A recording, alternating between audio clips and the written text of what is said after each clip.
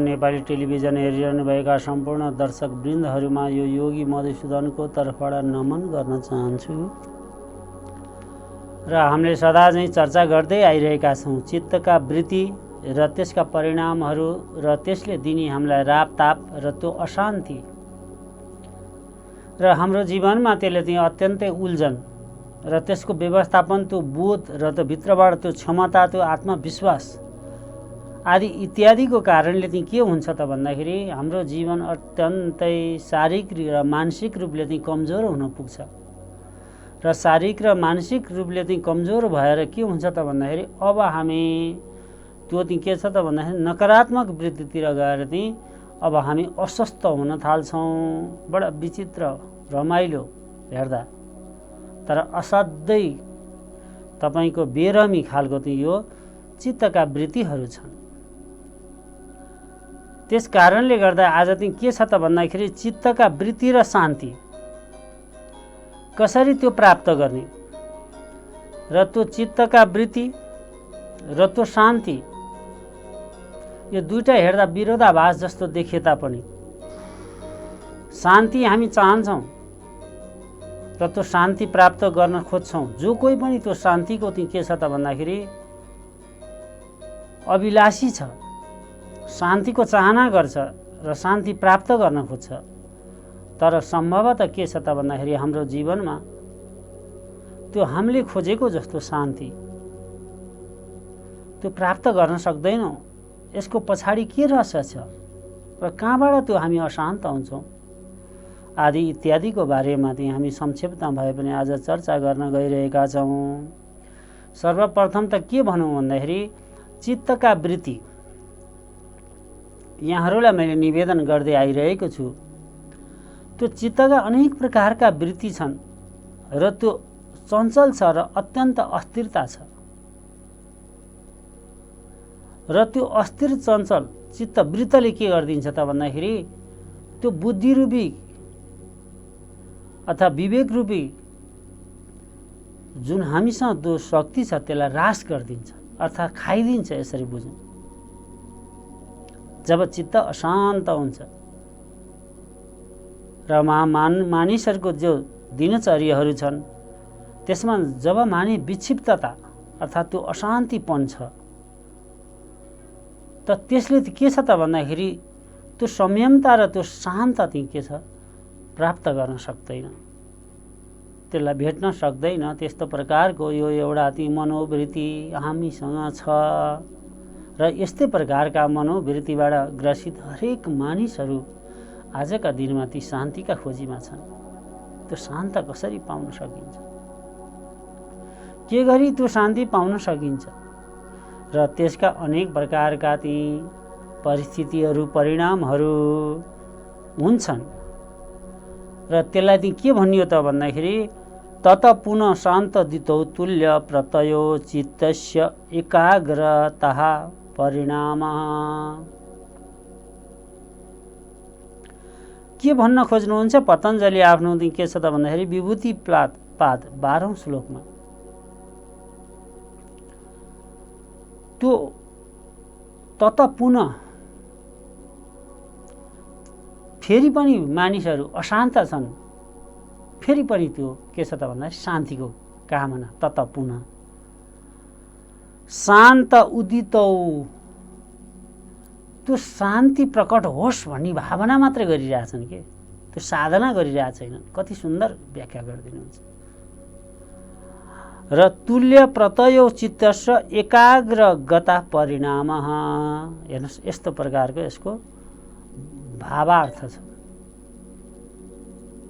ठिक चित्त चाहिँ के छ त भन्दाखेरि अत्यन्त अशान्त छ। त्यसको प्रत्यय भन्दाखेरि ठिक विपरीत भएर चाहिँ के छ त भन्दाखेरि शान्तिको कामना गरिरहेका छन्। र एकाग्रता चाहिँ के छ त भन्दाखेरि त्यसको परिणाम त्यो स्वरूप भए तापनि त्यसलाई बोध गर्न सकिरहेका छैनन्। त्यो बोध गर्न चाहिँ यदि के गर्नुपर्छ त भन्दाखेरि त्यो तपाईँ एकाग्रताको साधना गर्नुपर्छ भन्नुहुन्छ। अब त्यसबाट मात्रै के छ त भन्दाखेरि परिणाम निस्किन्छ, अर्थात् त्यो प्रतिफल निस्किन्छ, नत्र भने निस्किनेवाला छैन।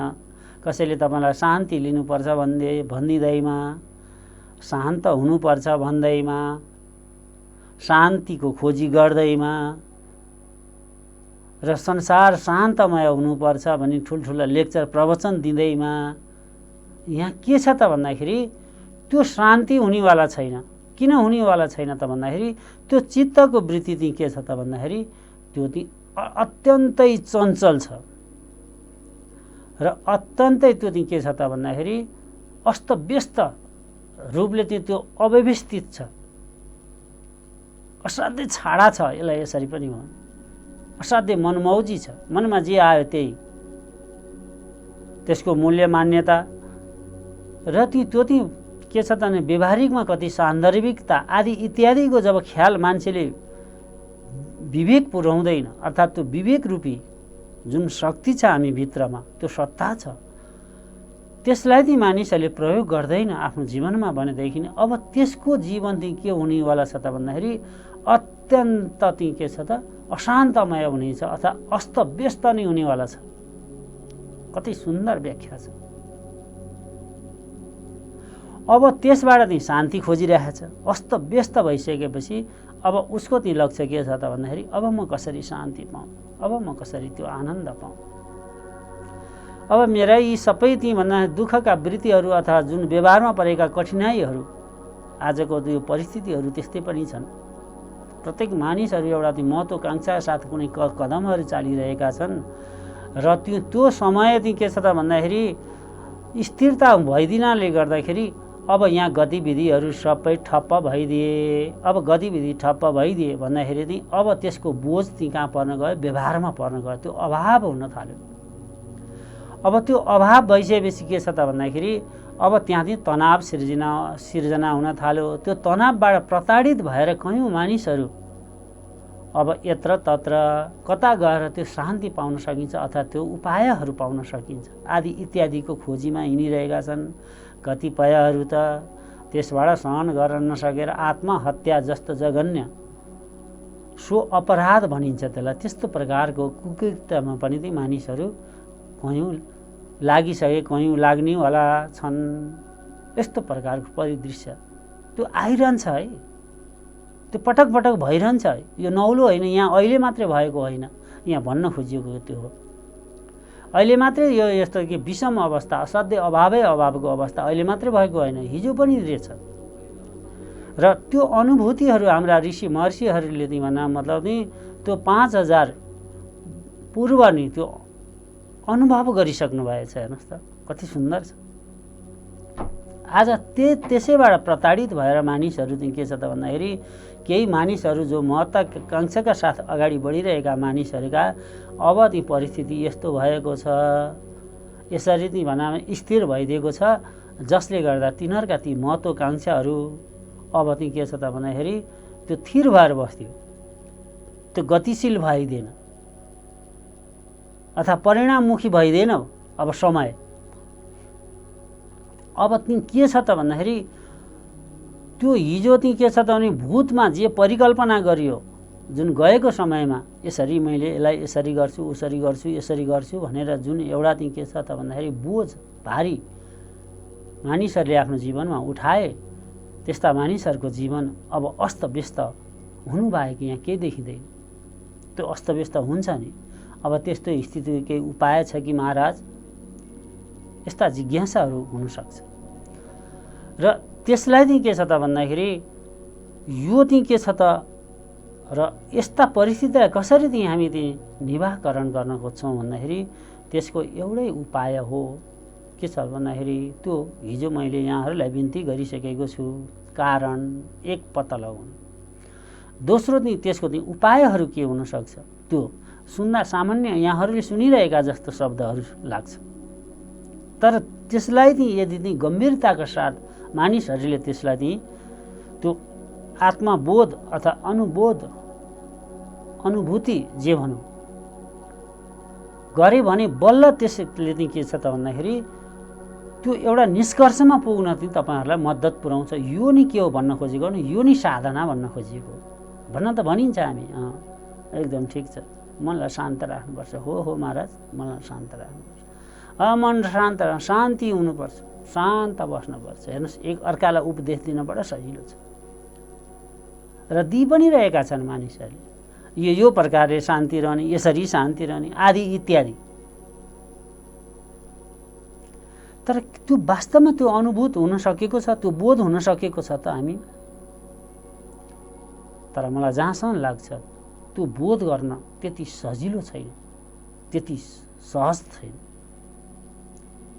त अब त्यस्तो प्रकारको चाहिँ के हुन्छ त भन्दाखेरि त्यो चाहिँ तीन प्रकारको जो छ त्यो परिस्थितिहरू छ अथवा परिणामहरू छ, त्यताबाट चाहिँ हामीलाई आइरहेको छ महाराज, त्यताबाट चाहिँ त्यो आइरहेको छ। र त्यसले नि के छ त भन्दाखेरि हामीलाई त्यस्तो क्रियाकलाप अथवा त्यस्तो सोच्न अथवा त्यस्तो चिन्तन मनन गर्न, त्यस्तो भावातीत हुन अथवा त्यस्तो भावमा आकर्षित गरिदिएको छ। बडा सुन्दर रमाइलो प्रसङ्ग। हामी नचाहेर पनि हेर्नुहोस् त्यस्तो चाहिँ के छ भने परिस्थितिको स्थिति स्वत चाहिँ के छ त भन्दाखेरि चित्तका त्यो वृत्तिका कारण अर्थात् त्यो तृष्णा र वासनाका कारण मानिसले चाहिँ के छ त भन्दाखेरि त्यस्ता गतिविधितिर उन्मुख हुन्छन्। बडा रमाइलो प्रसङ्ग छ। अब एकातिर के भनियो त भन्दाखेरि कर्म गर है, कर्म नगरिकन नबस, कर्म गर भन्छ। अब कर्म गर्दाखेरि केही गर्न खोज्दाखेरि यी विभिन्न अप्ठ्यारा परिस्थितिहरू सिर्जित छन्, स्वत छ। अब त्यसलाई कसरी निवारण गर्ने, कसरी त्यसमा चाहिँ हामीले चाहिँ के छ भने त्यसबाट मुक्ति पाउने अर्थात् त्यो मुक्ति सम्भव छ कि छैन आदि इत्यादि जुन जिज्ञासा हुनु स्वाभाविक हो। त यहाँ के भन्नुहुन्छ त भन्दाखेरि पतञ्जलि एतेन भूतेन्द्रियेषु धर्मलक्षणा अवस्था परिणाम व्याख्यातः। यो तीन चिजलाई हेर है, केलाई हेर त भन्दाखेरि धर्म परिणाम, लक्षण परिणाम र अवस्था परिणाम, यो तीन चिजमा चाहिँ विशेष गरी ध्यान देऊ। र यो तीन चिज चाहिँ के छ त भन्दाखेरि यसका चाहिँ के छ त भन्दाखेरि त्यो आध्यात्मिक क्षेत्र अर्थात् परमार्थ क्षेत्रमा यसको धेरै ठुलो व्याख्या भएको पाइन्छ। र मैले त्यसलाई चाहिँ के छ भने त्यतातिर म गइनँ। अहिले के छ भने हाम्रो दैनिकी जीवन र त्यो व्यवहारिक पक्ष र दर्शनलाई कसरी जोड्ने र त्यो दर्शनबाट कसरी हामीले हाम्रो व्यवहारिक जीवनलाई सुधार्ने, पहिला व्यवहारिक जीवनै सुध्रिकन कसरी परमार्थ सुधार्न सकिन्छ, यहाँ यो ध्येयका साथ व्यवहारिक पक्षबाट जोड्दै लिएर गएर एक दिन हामी त्यो परमार्थ अर्थात् त्यो दिव्य त्यो आध्यात्मिक शक्ति अर्थात् आदिदैविक शक्तितिर पनि हामीले चर्चा गर्नेछौँ क्रमशः। तर अहिले के छ त भन्दाखेरि व्यवहारिक पक्षमा पनि ती दर्शन त्यतिकै सान्दर्भिकता छ र दर्शनले भनेका कुराहरूतिर चाहिँ यदि हामीले सामान्य पनि थोरै समय निकालेर पनि चिन्तन मनन गर्ने हो भने हाम्रो जीवनमा त्यो यस्ता प्रकारको जुन अशान्त छ र अथवा अनेक प्रकारका चित्तवृत्तिहरू असाध्यै ज्वारभाट भएर निस्किरहेका छन्, त्यो पनि असाध्यै प्रबल भएर र त्यसले हाम्रो जीवनमा पारिदिएको त्यो अशान्ति र त्यसले ल्याएको परिणाम र त्यसबाट हुने हाम्रो प्रताडित अर्थात् त्यसबाट हुने हाम्रो रोगशोक भय आदि इत्यादि कसरी मुक्ति पाउन सकिन्छ, यो पनि एउटा के त भन्दा अन्तरङ्ग जगतको एउटा योग भएको हुनाले यतातिरको हाम्रो चाहिँ अहिले चाहिँ विशेष रूपले हामीले चाहिँ यसलाई चाहिँ अलिकता चाहिँ त्यसलाई चाहिँ महत्त्व दिएका छौँ। र त्यो महत्त्व किन दियो त भन्दाखेरि यहाँहरूको जीवनमा यस्ता प्रकारका विचारहरू चाहिँ अब धारणा गरिदिनु पर्यो, यस्ता प्रकारका विचारहरू चाहिँ यहाँहरूले ग्रहण गरिदिनु पर्यो र जीवनलाई असाध्यै चाहिँ के छ भने सरल सहज आनन्दमय बनाउनेतिर प्रयत्न गर्नु पर्यो। ध्येय यति नै छ। अब त्यो हुँदा के हुन्छ त भन्दाखेरि तपाईँको के छ त मानसिक रूपले तपाईँ स्वस्थ हुनुहुन्छ। हेर्नुहोस् है, कुरा के छ, त्यो मानसिकता स्वस्थताको यहाँ कुरा छ। जब चित्तका अनेक प्रकारका वृत्ति छन्, त्यसबाट ल्याउने परिणामहरू छ र त्यो परिणामबाट चाहिँ के छ भने कर्ममा त्यो चाहिँ कस्तो प्रकारको चाहिँ त्यसले चाहिँ स्वरूप र आकार अथवा धारणा गर्छ र त्यसबाट हामीलाई दिने सुख र दुःखको अनुभूतिहरू आदि इत्यादि जे जस्ता हामीले चर्चा गर्दै आइरह्यौँ, त्यो चाहिँ अनन्तगत के छ त भन्दा मानसिक रूपले स्वस्थ बनाउने हेतुले चाहिँ के छ त भन्दाखेरि यो अन्तरङ्ग जो योग अर्थात् आनन्द योग दर्शन यहाँहरूका समक्ष हामीले प्रस्तुत गरिरहेका छौँ। त यो भन्नुको मतलब के हो त भन्दाखेरि धर्म परिणाम भनेपछि स्वभाव वृत्ति। यहाँ धर्मको के छ त भन्दाखेरि त्यो व्यक्तिभित्र रहेको स्वभाव अर्थात् त्यसका चाहिँ के छ त भन्दाखेरि गुण दोषहरू आदि इत्यादि र उसका चिन्तन शैलीहरू, उसका कर्म वृत्तिहरू आदि इत्यादि नै के छ भने त्यो धर्म स्वभाव अर्थात् ऊ संयमता छ कि अस्थिरता छ कि अथवा चञ्चल छ कि अर्थात् नकारात्मक छ कि अथवा सकारात्मक छ आदि इत्यादिहरू चाहिँ त्यो के छ त भन्दाखेरि धर्म परिणाम भित्र पर्छ। एकै शब्दमा यसलाई भन्दाखेरि चाहिँ के छ त भन्दाखेरि त्यो उसको चित्तको वृत्ति कस्तो प्रकारको उसको चाहिँ के छ भने विचारहरू छ अर्थात् विचार योग अथवा सद्विचार कुविचार सदाचार आदि इत्यादि जे भने तापनि कसरी उसले आफूलाई चिन्तन मनन गरिरहेको छ, कसरी सोचिरहेको छ, कसरी प्रस्तुत हुने प्रयास गरिरहेको छ, कसरी आफ्नो जीवनलाई एक धारणा बनाएर त्यसभित्र डोराइरहेको छ र कस्ता प्रकारका विचारहरू उसले लिइरहेको छ र त्यो विचारहरू कहाँबाट आइरहेका छ त भन्दाखेरि उसका सञ्चित कर्महरू अथवा वर्तमान कर्महरू र भविष्यतिरको कर्महरू। हेर्नुहोस् यहाँ यो तीन काल छ। के छ त भन्दाखेरि एउटा भूतकाल छ, एउटा वर्तमान छ र एउटा भविष्यको छ।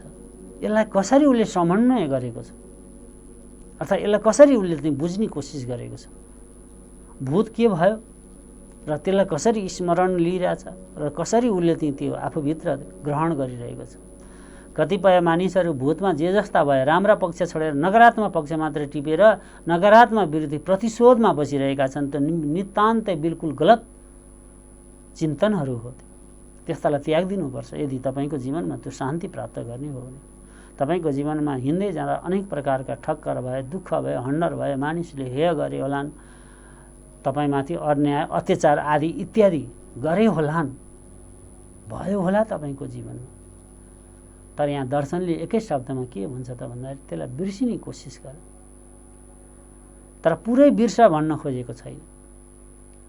त्यो एउटा चाहिँ के छ त भन्दाखेरि पाठको रूपमा अथवा लेसनको रूपमा त्यसलाई चाहिँ आफ्नो जीवनमा त्यसलाई एउटा सिक बनाऊ अर्थात् त्यो एउटा अनुभवमा परिणत गर र त्यसबाट तिमी के छ भने वर्तमानलाई सुधार। कति सुन्दर व्याख्या छ।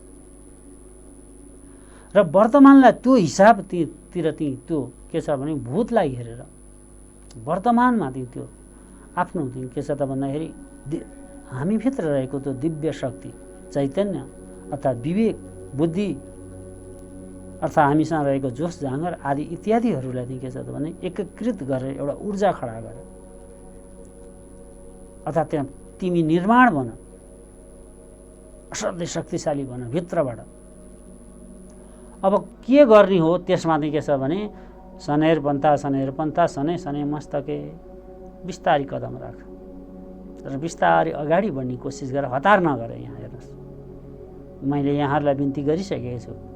अक्सर अल्प ज्ञ भएका मानिसहरूको समाजमा के हुन्छ त भन्दाखेरि हतारले निर्णय गरिदिन्छन्, कार्यान्वयन गर्न खोज्छन् र फुर्सदले पछुताउँछन्। यस्तो प्रकारको शास्त्रको के छ, अभिव्यक्ति छ र हामी पनि त्यो हाम्रो जीवनमा पाउँछौँ र हामीलाई पनि त्यस्तो चाहिँ हतारले निर्णय गर्ने, फुर्सदमा पछुताउने हामीले पनि त्यो भोगेर आएका छौँ। त्यो हामीसँग अनुभव छ। त्यस कारणले के छ भने सहसा विदति न क्रियताम विवेकम परमम पदम। बडा मिठो श्लोकको मलाई स्मरण भयो।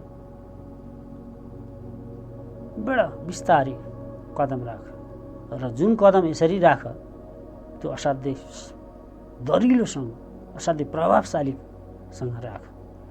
तर यो होइन देखा सिखीमा अरूले के गर्यो भनेर त्यतातिर कुद्ने प्रयास नगर है। त्यो चाहिँ के छ त भन्दाखेरि त्यो तिम्रो अनुभव थिएन, त्यो तिमीले चाहिँ सृजित गरेको त्यो विषय थिएन। त्यतापट्टि तिमी अरूले यसो गर्यो म यसो गर्छु भनेर कुद्न थाल्यौ भने कहाँ गएर भणखारमा परिन्छ थाहै छैन। र त्यसलाई चाहिँ के भनिन्छ त भन्दाखेरि देश काल परिसङ्ख्यानाम, देशकाल परिस्थिति त्यसको पनि ख्याल गर। त्यसलाई ख्याल गरेर चाहिँ के छ त भन्दाखेरि हाम्रो जीवनमा एउटा धारणा बनाउने, त्यो धारणाबाट चाहिँ के छ भने चित्तका वृत्तिहरूलाई चाहिँ के छ भने त्यसभित्र चाहिँ त्यो बाँधेर राख्ने संयमता, त्यो डोरीले कसेर राख्ने र जुन लक्ष्य र जुन दृष्टिकोण, जुन ध्येयका साथ हामी कुनै कर्मतिर लाग्छौँ त्यसका पुरा सम्पूर्ण जानकारी चाहिँ के छ त भन्दाखेरि त्यो गर्नु पूर्व नै सबै लिइसक्नुपर्छ। हेर्नुहोस् कति सुन्दर प्रसङ्ग छ, कति सान्दर्भिक छ आजको समयमा नै त्यो यी चिजहरू, हाम्रा महर्षिहरूले गरेका अनुभवहरू त्यति नै सान्दर्भिकता छ। 20 को 19 पनि भएको, 100 को 100 मै छ यो। त यति गहन चिज जब हाम्रो जीवनमा त्यसलाई बोध गर्छौँ, अब हाम्रो जीवन त्यो सरल सहज नहोला त पक्कै हुन्छ। र सरल सहजता चाहिँ के छ त भन्दाखेरि हामीले हाम्रा चिन्तनद्वारा र परिस्थिति अनुसार त्यसलाई चाहिँ हामीले तय गर्ने हो, अरूले तय गरिदिने होइन। यहाँ अनेक थरीका मानिसहरू के छ त भन्दाखेरि फलानले यसो भन्यो, उसो गरिदिन्छ भने, त्यसो गरिदिन्छ भन्यो आदि इत्यादिबाट चाहिँ के छ भने त्यो मनोविलासितामा गएर रमाइरहेको पाइन्छन्। र त्यस्तो किसिमको चाहिँ के छ त भन्दाखेरि अब त्यो उसले बोलेको जस्तो चाहिँ अवस्था सिर्जना नभएपछि अब त्यसलाई अब खोइरो खनेर चाहिँ के छ त भन्दाखेरि क्रिटिसाइजहरू आलोचना गर्न थाल्छ। यो पनि कुनै प्रकारको चाहिँ के छ भने निकास दिने यो भाववृत्तिहरू होइनन्। यसरी निकास आउँदैन महाराज। निकास आउने हो त के हो त भन्दाखेरि तिमी जुन ठाउँमा छौ र तिमीलाई कुनै ज्ञान भयो, अरूले गर्न सकेका छैन, अब तिमी गर्न सुरु गर। त्यसबाट परिणाम पनि निस्किन्छ र परिवर्तन पनि त्यसबाट हुन्छ। परिवर्तनको चाहिँ के छ त भन्दाखेरि त्यो लक्ष्य प्राप्ति चाहिँ के छ त भन्दाखेरि तिमीसँग के ज्ञान छ र के अनुभव छ त्यसलाई चाहिँ के छ भने कार्यान्वयन गर्न थाल एक क्षेत्रबाट। त्यो कार्यान्वयन गर्ने क्रममा अभावै होला, अभाव होला, समस्या होला, तर कोसिस त गर। कोसिस थियो कि थिएन? तिम्रो प्रयत्न थियो कि थिएन? प्रयत्न गर्दा गर्दै भएन भनेदेखि अब भएन, अब यस्तै रहेछ, यसरी पनि चित्त बुझाउनु भनेर भन्छ। तर प्रयत्नै नगर्ने, कोसिसै नगर्ने, तर अरूलाई चाहिँ सारा दोष थुपारेर आफू चाहिँ निकै जान्ने सुन्ने बन्ने जुन प्रवृत्तिहरू छ, अर्थात् अरूलाई आलोचना गर्ने प्रवृत्ति छ, त्यो नितान्त उल्टो बाटो हो र नितान्त भ्रमपूर्ण छ। त्यसले निकास कहिले दिँदैन। त्यसले त के छ भने राग दोष र वितृष्णाहरू उत्पन्न गरिदिन्छ, समाजमा अझ अशान्त अस्तव्यस्त बनाइदिन्छ। र त्यस्ता विचारहरू कहिले पनि हाम्रो शास्त्रले सही मानेन। अरूको ढङ्ग पुगेन भने तिमीलाई आयो त्यो अवसर, अब तिमी सुरु गर, तिमी प्रयास गर, तिमी कोसिस गर, कोसिस गर, त्यसलाई सुधार्ने तिमी कोसिस गर, त्यो तिम्रो ड्युटी हो। शास्त्रले यसरी चाहिँ हाम्रा दर्शनहरूले हामीलाई यसरी जिम्मेवारी दिएको छ। त्यो जिम्मेवारीबाट कोही विमुख हुन मिल्दैन। त्यसबाट विमुख भएर आदि इत्यादिहरूको आलोचनामा गर्दैमा कुनै समाजमा परिवर्तन र बदलाव आउनेवाला छैन। यो पक्का ठाने हुन्छ तपाईँ जीवनभर खुब एक ठाउँमा बसेर चिच्याइरहनुहोस्, कराइरहनुहोस्, बोलिरहनुहोस्, केही हुनेवाला छैन। त्यस कारणले गर्दा चाहिँ के छ त भन्दाखेरि यस्तो प्रकारको यो तीनटा धर्म परिणाम, स्वभाव वृत्ति, लक्षण परिणाम, समय र वर्तमान, भूत भविष्य, यो तीन काललाई यसले निर्धारण गरेको छ। समय वर्तमान यहाँहरूलाई मैले चर्चा गरेँ चाहिँ त्यसरी त्यसमा चाहिँ विवेक पुर्याउनु पर्ने छ। र अवस्था परिणाम भनेपछि प्रतीक्षा, धैर्यताको पनि तपाईँको खाँचोको लागि यहाँ चाहिँ दर्शाउनुहुन्छ। यदि हामी कुनै चिजको परिकल्पना गर्छौँ भने त्यसमा केही धैर्यता, त्यो संयमता पनि हामीले चाहिँ धारणा गर्नुपर्छ। आजको भोलि केही परिणामहरू अथवा हामीले सोचे जस्तो परिस्थितिहरू अनुकूल नहुन सक्छ, अर्थात् हामीले सोचेको जस्तो प्रतिफल प्राप्त हुन नसक्छ। त्यसमा नै के छ त भन्दा संयमता धारणा अथवा त्यो धैर्य धारणा आदि इत्यादि चाहिँ यसभित्र पर्छ। त्यसरी चाहिँ आफूलाई चाहिँ त्यो शान्त चित्त बनाउने कोसिस गर। हेर्नुहोस् है, तब गएर त्यो शान्ति चाहिँ छ। त यो चाहिँ के छ त भन्दाखेरि अनागत, अतीत र वर्तमान, अनागत आउनेवाला, अतीत बितिसकेको, वर्तमान, यो तीनटैलाई चाहिँ के छ त भन्दाखेरि भूत, वर्तमान र भविष्य, यो तीनटालाई चाहिँ बडा विवेकसँग हेर्नुहोस्, बडा सुन्दर कुरो छ। बडा विवेक युक्त भएर त्यसलाई के गर, चिन्तन मनन गर र त्यो वृत्ति के हो त्यतातिर ध्यान देऊ र त्यो वृत्तिलाई शान्त बनाउने प्रयास गर। धेरै वृत्तिहरूलाई छाड नछोड, त्यसले विभिन्न प्रकारका परिणामहरू दिनेवाला छन् र त्यसरी चाहिँ शान्त हुने प्रयत्न गर भन्दै अन्त्यमा चाहिँ हजुरहरूलाई शान्तो दिताप्यपदेश्य धर्मानुपाति धर्मी। त के छ त भन्दाखेरि यस्तो प्रकारले जब शान्त रहने जुन चित्तका स्वभाव हामी साधनाद्वारा अर्थात् विभिन्न ज्ञानका द्वारा अथवा विभिन्न चाहिँ के छ त भन्दाखेरि सत्सङ्गद्वारा र विभिन्न चाहिँ तपाईँको चाहिँ अध्ययनद्वारा ती चिजलाई बोध गर्छौँ र त्यो शान्त हुने प्रयत्न गर्छौँ, त्यो नि धर्मी अथवा धर्मात्मा हो महाराज भनेर चाहिँ अभिव्यक्ति गर्नुहुन्छ र आफ्नो अनुभव चाहिँ पतञ्जलि योग दर्शन 13 र 14औं श्लोकमा उहाँले प्रकट गरिदिनुहुन्छ र त्यतैतिर पनि हामीहरू हाम्रा कोसिसहरू, हाम्रा साधनाहरू अग्रसर होस् भन्दै मेरा आज यी वाणीहरू यी विश्राम लिने चाहिँ हरि ओम शान्ति शान्ति शान्ति। सर्वे भवन्तु सुखिनः, सर्वे सन्तु निरामय, सर्वे भद्राणि पश्यन्तु मा कश्चित् दुःखभाग् भवेत्। असतो मा सद्गमयः, तमसो मा ज्योतिर्गमयः, मृत्युर्महाम् अमृतं गमयः। ओम शान्ति शान्ति शान्तिः।